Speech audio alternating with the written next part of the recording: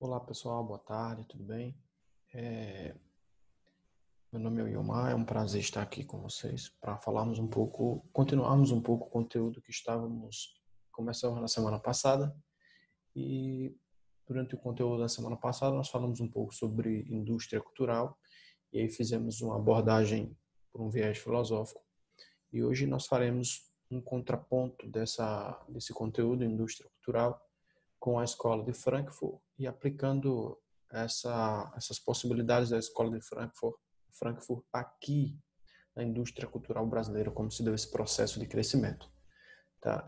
O nosso vídeo de aula hoje é bem curtinho, tá? É bem simples, só para que vocês entendam o conceito e no final vocês respondam a proposta de tarefa que eu notadamente deixarei para vocês, tá bom? Antes de iniciarmos a nossa aula, eu gostaria de apresentar-lhes uma frase de Albert Einstein que diz: a mente que se abre a uma nova ideia jamais voltará ao seu tamanho original. E essa frase de Einstein me chama um pouco a atenção porque ela retrata a ideia de que uma vez, quando conhecedores de algo, tá, nós não temos como desconhecer aquela coisa. E aí ele fala, né, uma mente que se abre a uma nova ideia, uma mente que se rompe para o conhecimento, ela não pode mais desconhecer, porque desconhecer seria, nesse contexto, algo ignorado ou voltar para a ignorância. E depois que eu conheço, mesmo que eu tente de forma breve ignorar esse conhecimento, mas subjetivamente esse conhecimento está lá. Eu não tenho como negar, eu não tenho como limitar a minha mente a não conhecer o que eu já conheço. E ele fala, né, é um caminho sem volta. A mente que se abre a uma nova ideia não pode mais voltar ao seu tamanho original, não pode mais voltar à pequenez de não conhecer novamente. Bom, pessoal, o nosso conteúdo, como falei para vocês, né, fala sobre a indústria cultural e hoje nós falaremos dessa indústria cultural voltada para o Brasil e faremos o contraponto com a escola de Frankfurt. Vale ressaltar que esse conteúdo é responsável por entre 15% a 20% das questões que caem no Enem anualmente. As questões de filosofia geralmente não são muitas, ficam ali anualmente entre 5, 7, 4, 6 por ano. Tá? E sempre nós temos ali uma questão, as duas questões relacionadas à indústria cultural e à escola de Frankfurt. Alguns estudos, primeiro nós vamos abordar a ideia da indústria cultural aqui no Brasil, tá, gente? Então, aqui no Brasil, na América do Sul, alguns países se destacaram nesse processo de industrialização. Foram 3 países de forma inicial: Argentina, México e Brasil, que começaram com esse processo de industrialização. E esse processo ficou mais enfático assim a partir da segunda metade do século XX, quando ocorreu ali a ruptura, né, da crise de 1929, e essa crise principalmente afetou os produtores de café. O Brasil, que era em tese uma potência nessa produção cafeeira, e aí depois dessa crise de 1929 aconteceu um declínio assim exponencial com relação aos produtores de café. E aí quando se fala em industrialização do Brasil, vale ressaltar que uma das primeiras regiões responsáveis por essa produção de café no Brasil, uma das primeiras produções a se desenvolver industrialmente falando, uma das primeiras regiões a ter indústria, né, foi a região sudeste, tá? Que hoje, né, engloba ali o eixo São Paulo, Rio, Espírito Santo, tá? Minas Gerais. Esses 4 estados, principalmente, são os mais responsáveis pelo processo de industrialização inicial aqui no Brasil, ok? Então, a industrialização brasileira nesse período ela estava literalmente vinculada à produção de café e também aos derivados deste café. Então, o cultivo dessa cultura, né, era principalmente desenvolvido através dos estados de São Paulo, Rio de Janeiro e Espírito Santo, como também em algumas áreas de Minas Gerais, mas em Minas Gerais não em sua totalidade, porque como Minas Gerais é um estado que a sua abrangência, ou o seu território, né, em termos de quantidade de terra mesmo falando, é um dos estados mais extensos, se não mais extenso da região sudeste. E a área do estado de Minas Gerais que estava mais voltada para essa produção cafeira é justamente a região ali do sul, onde é a região mais ligada e mais próxima do Rio, do Espírito Santo e de São Paulo.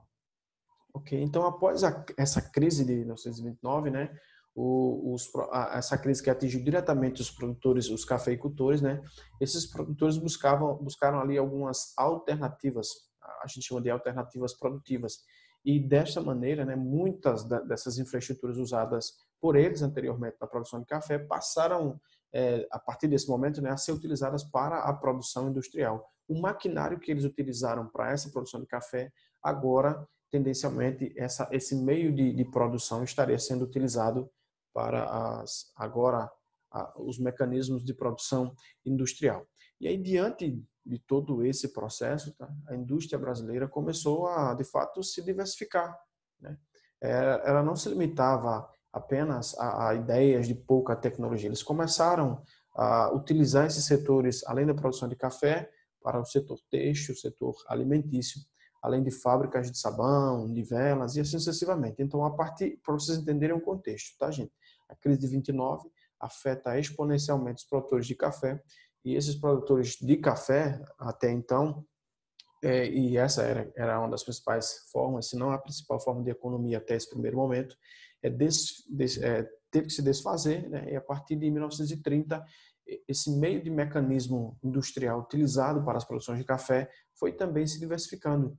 E a indústria brasileira começou a utilizar aqueles meios não apenas para a produção de café, mas também começou a empregar aquela pouca tecnologia como tinha ali, né, para o setor têxtil, setor alimentício, e setor de fábricas de sabão e também sabão, velas e assim sucessivamente, tá? Então, qual que é o contraponto que nós podemos fazer desse conteúdo do início do processo da industrialização brasileira com a Escola de Frankfurt? Como nós vimos na semana passada, a Escola de Frankfurt, ela tinha o seu exponencial ali, ela tinha a sua ideia inicial mais voltada para as ideias marxistas, tá?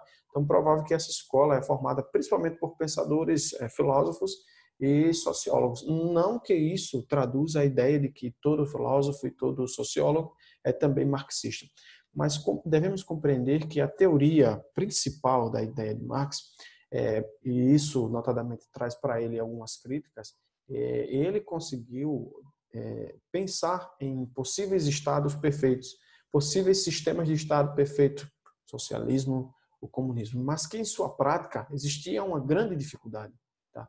Uma prova disso é que a Escola de Frankfurt, por exemplo, desculpa, ela surge justamente no cenário ali depois da semana de trabalho marxista, onde a ideia inicial dessa semana de trabalho era justamente tentar encontrar uma ideia mais pura, mais fiel e que fossem possíveis de serem aplicadas no cenário do século XX, que é justamente esse século onde o início desse século onde começa a ideia da produção industrial, da industrialização brasileira, tá? Da produção industrial aqui no Brasil. Então, o que acontece? A ideia da Escola de Frankfurt era justamente tentar encontrar uma aplicação para o estado utópico, ou seja, um estado possível de se realizar em Karl Marx. Porque Karl Marx pensa no estado perfeito, mas que na hora da prática era impossível se realizar a perfeição da concretude de um estado de acordo com a forma com que ele elencou. Tá?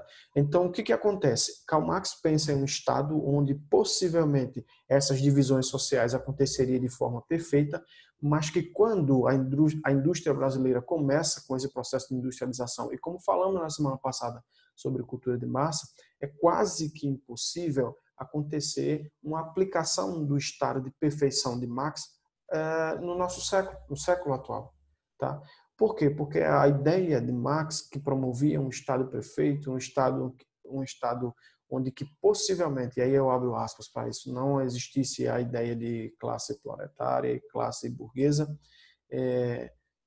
tendencialmente agora com essa ideia da industrialização, onde os mais ricos tendencialmente dominariam essas indústrias e a classe, em tese proletária, teria que fornecer serviço a esses industriais. E com as mudanças trabalhistas, que já falamos na semana passada, esses indivíduos trabalhariam, mas também teriam os seus direitos. Vale ressaltar, as mudanças trabalhistas não aconteceram nesse primeiro momento, Tá? Os indivíduos aqui trabalhavam ainda de forma muito escassa e muito, eu não diria escravista, mas muito sujeita ao trabalho, tá? Onde deveriam empregar mais força do que ter mais ganho, ok? Então, para que vocês entendam bem, falamos sobre o início do processo de industrialização no Brasil, falamos sobre o início da escola de Frankfurt. A própria escola surge na tentativa de tentar implementar ideias marxistas ou as ideias do governo marxista em alguns cenários da esfera mundial, mas no cenário brasileiro, tendencialmente essa ideia era impossível, justamente pelos princípios do sistema capitalista que iam de encontro às ideias marxistas, tá, gente? Então, eu deixei para vocês lá no Google Classroom um pequeno questionário sobre essas atividades que nós fizemos aqui, tá bom? E eu peço que vocês se dirijam lá até, o questionário já está disponível, inclusive, e aí vocês, qualquer dúvida, vocês dão uma olhadinha aqui na aula, tá? A nossa aula de hoje foi bem objetiva, justamente para que vocês tenham um pouco mais de tempo para fazer o questionário lá.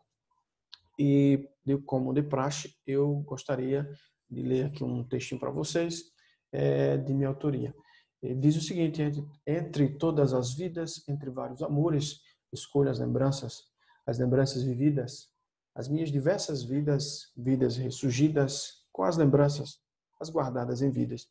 Um texto que ressalta a importância do momento. Entre todas as vidas, porque nós não temos diversas vidas, mas em tese, nós vivemos diversas vidas ao conhecermos diversas situações e diversas pessoas.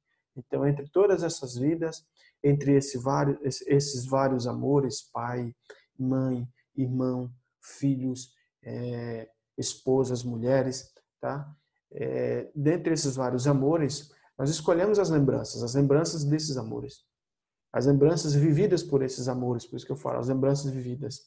E aí eu continuo a reafirmar, né? As minhas diversas vidas, porque quando eu tenho lembranças vividas e essas lembranças me remetem a amores, é como se eu tivesse tido diversas vidas dentre esses amores. Algumas dessas vidas são ressurgidas, porque hora ou outra você está um pouco apagado, e aí surge um novo amor, surge uma nova lembrança, e aí você ressurge. Vidas ressurgidas com essas lembranças e as coisas que guardamos, né? As lembranças guardadas em vidas, essas nos trazem um sentido todo especial. Até a próxima semana, um abraço e que Deus abençoe a cada um de vocês.